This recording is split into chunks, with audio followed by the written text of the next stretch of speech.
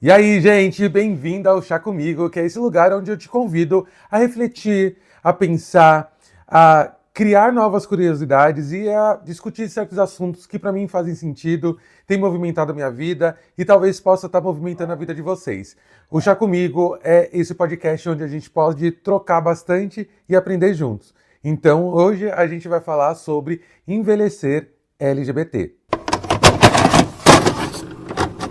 Gente, para pensar no episódio de hoje, eu tive que fazer algumas pesquisas, mas principalmente lembrar que a Parada LGBT de 2025 tem como tema principal o envelhecimento LGBT.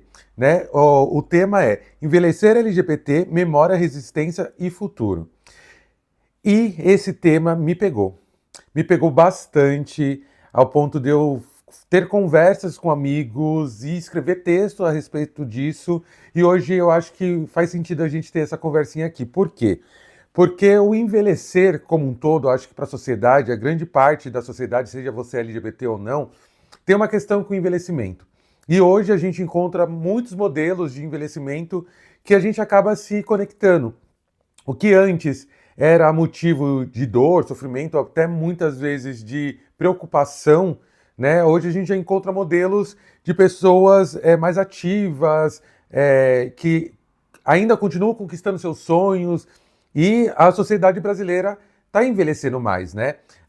O Brasil hoje tem uma faixa média de envelhecimento de 76 anos, isso a gente falando de pessoas brancas, tá? Mas isso mostra que a gente está envelhecendo mais.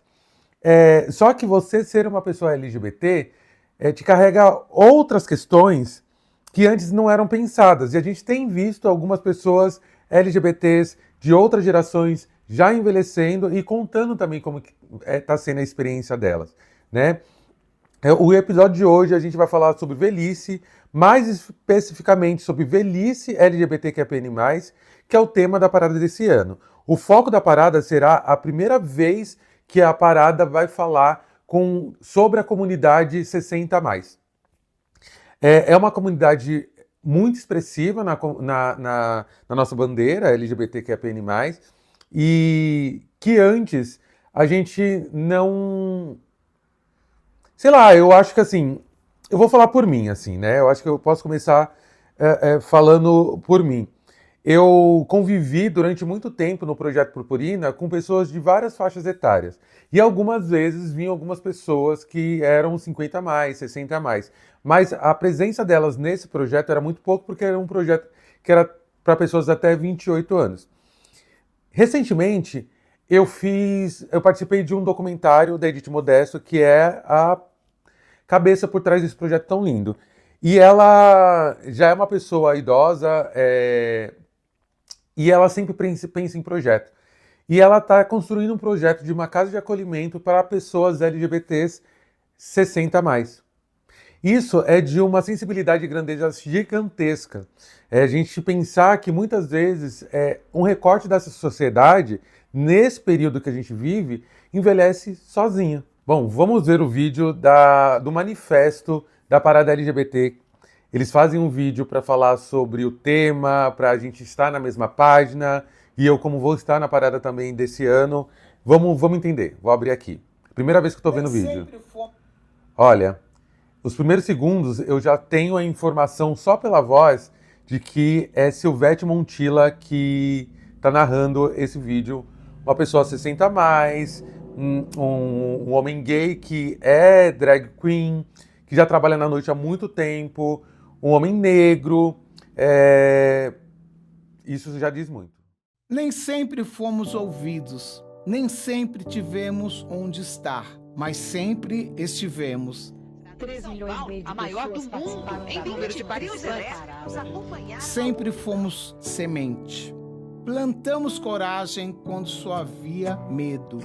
Erguemos espaço com as mãos nuas. Pintamos o mundo com as cores que nos negavam. Gente, olha que incrível. Tem cenas aqui das primeiras paradas LGBTs de São Paulo. Isso lá em 1992, se eu não me engano. E que começou com um protesto ali de quase 2.000 pessoas, até menos, se eu não me engano. Se tornou a maior parada LGBT do mundo. o que a gente está falando, fazendo um evento como esse, estruturando a parada até 2025, por exemplo, e trazendo temas tão relevantes, é mostrar para a sociedade que, é como Silvete fala, né? Nós sempre estivemos e nós somos sementes. Somos a história que não coube nos livros, mas que grita em cada passo de liberdade. Hoje a maior parada do mundo celebra cada voz que resistiu, cada corpo que não se dobrou, cada alma que envelheceu com orgulho. Gente, que emocionante. Que emocionante pensar que essa geração que a gente vai celebrar na Paulista, no domingo agora, é uma geração que enfrentou o horror do HIV e AIDS na sua maior potência lá no começo dos anos 90, que enfrentou uma sociedade que acreditava que a homossexualidade era doença, por isso chamava de homossexualismo, que também teve que ter as suas relações escondidas e muitas vezes clandestinas para poder existir. Porque viver, para nós, é um ato de rebelião. Mas quem floresce sem cuidado, quem resiste sem afeto, ainda somos empurrados para o esquecimento, em instituições que não nos veem, em políticas que não nos ouvem. A velhice LGBT+, clama por dignidade. É tempo de costurar o ontem com o amanhã, de honrar quem abriu caminho e garantir que todos possam envelhecer com nome. Gente, na parte que ela fala sobre honrar quem abriu caminho, tem um foco na Silvete. E é impressionante, eu tenho a honra de ter a Silvete no livro Guardei no Armário. Se você quer ter a oportunidade de saber um pouco mais da história dessa personagem, né, Silvete Montilla, do Silvio, e todo o poder que tem para a nossa comunidade, leia o Guardei no Armário. Com voz e com orgulho, porque nossa história não tem ponto final, ela vive em cada passo da próxima geração. Na maior parada LGBT+ do mundo, celebramos quem envelheceu abrindo portas e garantimos: ninguém fica para trás. Ser LGBT+ é existir além das expectativas da sociedade, resistir à tentativa de apagamento, envelhecer com ato político e de resistência. Envelhecer com dignidade é um direito de todas as pessoas. Enfrentar o tempo com orgulho, segurança e respeito. Ser reconhecido e reconhecida por suas contribuições históricas, culturais e humanas. A velhice LGBT+, precisa ser celebrada como parte essencial da nossa história. Gente, que importante, gente, é saber que nós podemos celebrar a velhice. Eu vou adentrar um pouco mais sobre como que pensar sobre a velhice me atravessa. Protegida por políticas públicas e inclusivas, cuidada com afeto, estrutura e rede de apoio, compromissos coletivos, lutar por lares e instituições de acolhimentos inclusivos, estimular o resgate da memória e das histórias de lutas, garantir que nenhuma geração seja esquecida, envelhecer LGBT+, memória, resistência e futuro. Vamos voltar aqui para o nosso vídeo. O que eu tenho a dizer sobre esse vídeo é que ele me fez pensar sobre o medo da solidão. A solidão que nos atravessa desde pequeno, ela não vai embora com o tempo, né? Trazendo sobre a minha vida, e eu acho que aqui é mesmo uma troca, eu sou uma pessoa LGBT, eu sou um homem gay, de 37 anos. Hoje eu fiz questão de não pintar a minha barba. A minha barba, ela é muito grisalha e alguns fios já estão praticamente todos brancos. Eu sempre tive cabelo branco desde muito cedo. Então aqui nas laterais ela já é toda grisalha, aqui ela já é toda grisalha, mas geralmente eu pinto. E aí eles começam a falhar um pouco aqui, falhar eu digo na tinta, né? E eu pensei em pintar a minha barba para gravar esse vídeo, mas eu falei assim, não. Eu vou falar sobre envelhecer LGBT e parte da minha recusa de mostrar meus cabelos brancos é o fato de quando eu era mais novo, eu acreditava, eu pensava de outra forma sobre envelhecer, sobre querer ser uma pessoa mais velha. Mas eu vou falar sobre isso mais pra frente. O que eu quero falar para vocês aqui é sobre minhas experiências afetivas e amizades ao longo desses anos, né? Eu posso dizer para vocês que durante o período eu imaginei que eu fosse ter uma vida solitária. Até por conta dos exemplos que a gente via por aí de pessoas LGBTs abandonadas, né? De muitas vezes de ter uma vivência muito solitária mesmo, sabe? De ter que enfrentar suas guerras com você mesmo. Mesmo com esse medo, eu olho e vejo que eu tenho pessoas em volta de mim, sim, eu tenho amizades, eu tenho famílias e essa solidão, ela não existe. Eu enfrentei muito essa solidão quando eu me separei. E eu acreditei que eu não fosse ficar bem. Até porque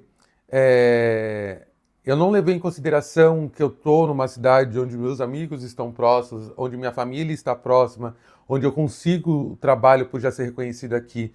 Mas eu entrei numa pegada que meu companheiro, meu ex-companheiro, era, de fato, a minha companhia para todos os lugares que eu ia. E ter que aprender a viver a minha própria solitude foi transformador, mas foi doloroso. E foi bom eu ter acontecido isso antes da minha velhice, sabe? Na minha idade, numa idade que eu me considero livre e no melhor momento da minha vida, sabe? Sem tantos medos de ser quem eu sou, com possibilidade de crescimento financeiro, com a liberdade de ir e fazer o que eu quiser. Então, eu acredito que esse momento da minha vida, com meus 37, eu consegui consolidar algumas amizades e fazer algumas amizades que, de fato, para mim, eram verdadeiras. Eu sei que muitas vezes a gente acaba se isolando, a gente se isola na vida devido a algum tipo de sofrimento, angústia, timidez, mas lembre quem são as pessoas que sempre esteve com você, sempre estiveram com você. São essas pessoas que você pode contar. E uma vez não, né? Agora eu fiz um vídeo do TEDx e uma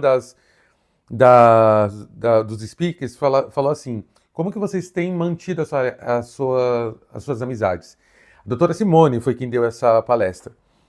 E ela falou sobre o poder do abraço.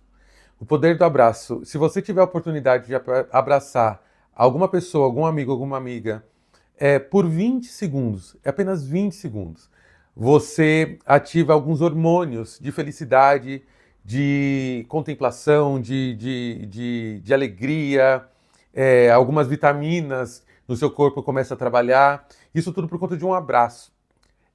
Ela falou assim, né, para que a gente entenda como que a gente está trabalhando a saúde das nossas amizades, porque quando a gente trabalha essa saúde, a gente fica bem.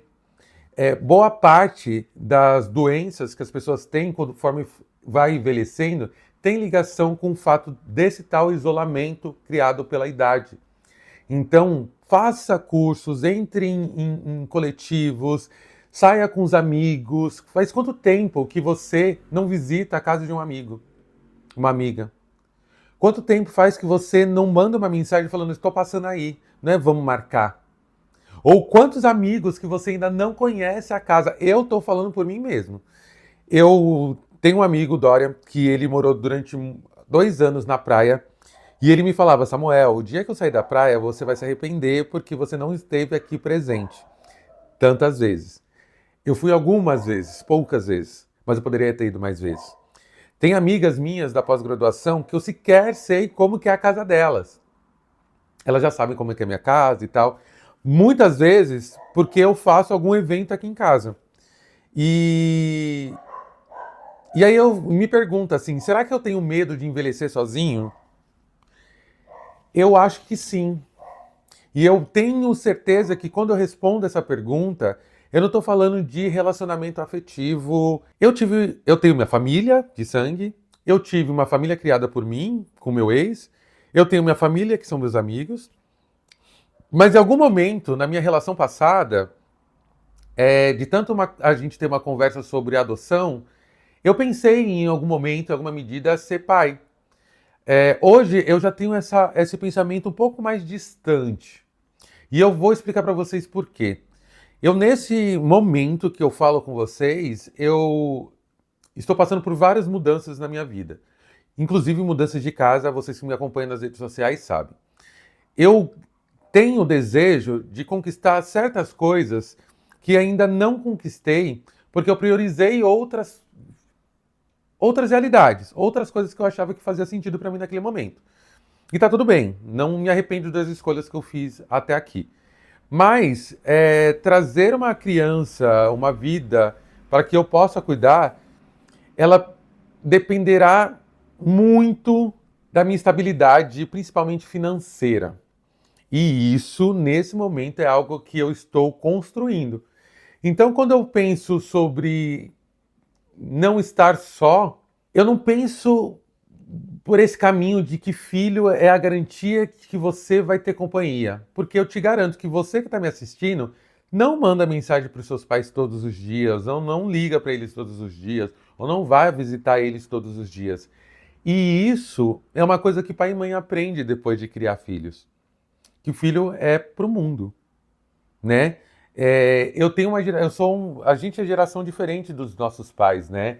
E a forma da gente viver é completamente diferente dessa outra geração que foi e que está sendo celebrado na parada LGBT desse ano, né? Que viveram na clandestinidade muitas vezes, que não teve oportunidade de construir afetos, de ter relacionamentos, ou quando foram relacionamentos muitas vezes distantes e tal. Nesse momento, eu acho que eu gostaria de continuar envelhecendo, porque não é envelhecer, não estou projetando isso lá para o futuro, porque envelhecer é constante. Continuar envelhecendo, realizando sonhos que eu não achava que seria possível realizar. Que é continuar viajando, que é ter próximo de mim os meus amigos, promover festas com a minha família e meus amigos, cuidar das minhas cachorras, cuidar de mim e me olhar no espelho cada vez mais belo e bonito e trabalhar essa minha autoestima e principalmente continuar trabalhando com aquilo que eu gosto e acredito, que são palestras, mentorias, são os vídeos aqui, e é isso.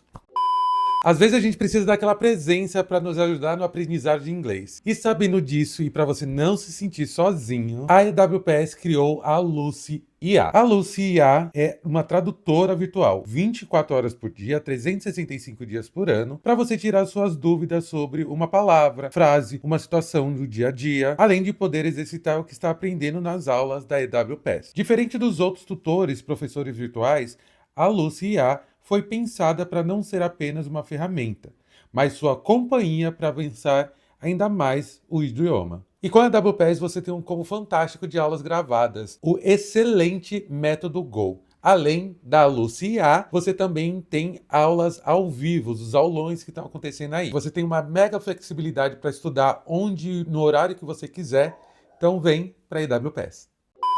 Com 23 anos, eu achava que pessoas de 30 a mais eram velhas. O que mudou na minha percepção aos 37? Deixa eu explicar uma coisa pra vocês. Com 23 anos, foi a idade que, de fato, eu começo a ficar com homens. E começo a conhecer as pessoas na internet. E algumas pessoas que vinham falar comigo eram muito mais velhas do que eu na época. Então, falar com uma pessoa de 35, e eu fiquei com uma pessoa de 35 durante algum período, foi uma experiência que me fez entender, parece que eu tava... Olha só que maluquice, assim, não é nem maluquice, eu acredito muito que nós somos uma unidade. E eu vou explicar pra vocês por que eu tô indo pra longe pra depois voltar. Eu acho que você que me assiste sou eu me assistindo.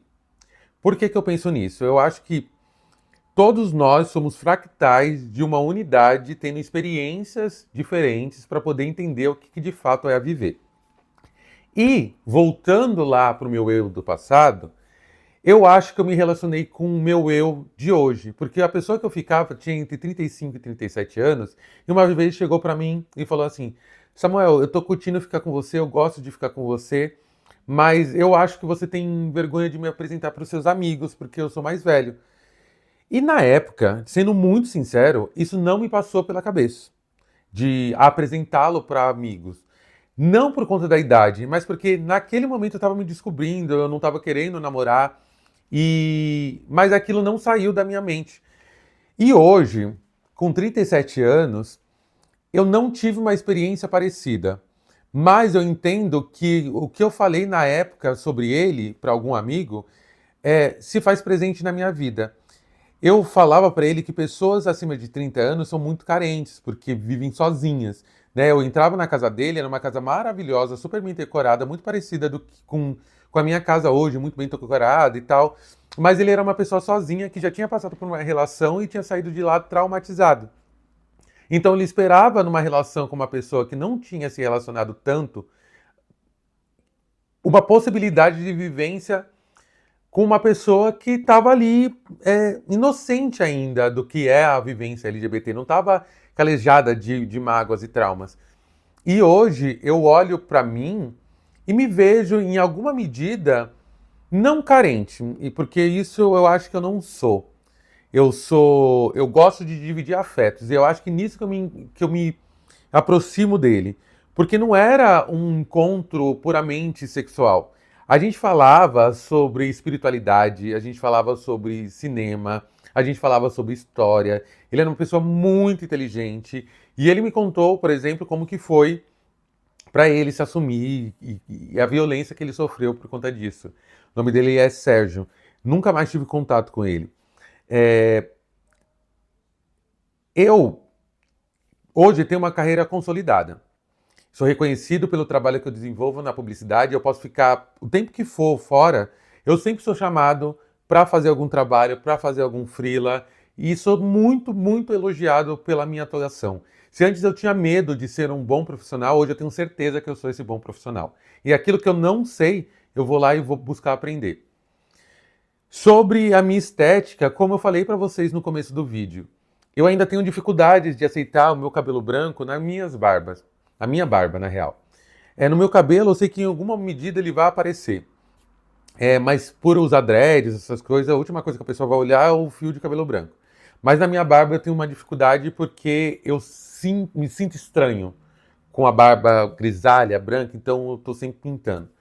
Com a minha aparência física, hoje eu estou muito mais feliz quando eu me olho no espelho, mas durante muitos anos, ao longo dos meus 37 anos, eu fui o meu pior inimigo por tudo que eu já ouvi, pelos nãos que eu já levei em relação à afetividade. Tenho feito academia e tenho colocado prazos que para mim são reais, são factíveis. A minha intenção é ir 200 vezes no ano na academia. Eu estou chegando a 100 no meio do ano. Então, durante meio período do ano, eu fiz metade do meu objetivo na academia. Isso é muito bom.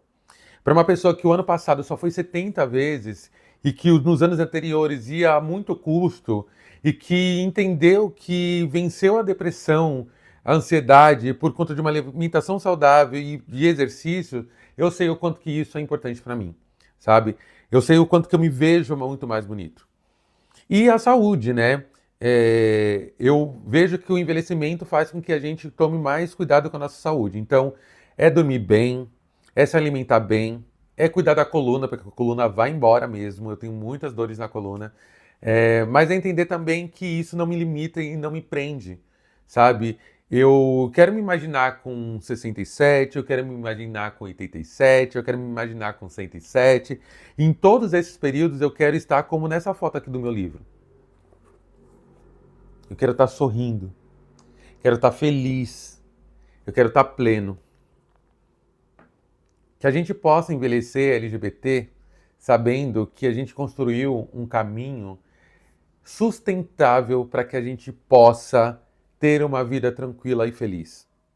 Para que a gente possa ter a nossa casa, ter os nossos móveis, comprar o que a gente quer, viver aquilo que a gente ama, viajar para onde a gente quer viajar, amar quem a gente quer amar do jeito que nos faz bem. Entendendo também o que é inegociável para a gente. Envelhecer é saber o que você quer para você ou não. O que você aceita na sua vida ou não. E se importar somente com aquilo que te faz bem. A gente se encontra na parada LGBT desse ano. Se você assistiu esse vídeo depois da parada, procure saber que aqui no canal a gente também vai ter um vídeo sobre um vlog na parada LGBT, o vídeo do Guardei no Armário. Os vídeos de saída do armário, ele deu uma pausazinha justamente por conta desse período de palestra, então fica muito difícil sair para entrevistar pessoas, mas ele volta no segundo semestre ainda com muito mais entrevistas e algumas novidades. Espero que vocês tenham gostado desse vídeo e desse podcast. O Chá Comigo é libertador para mim. Eu amo fazer o que eu faço. Beijo e até o próximo episódio.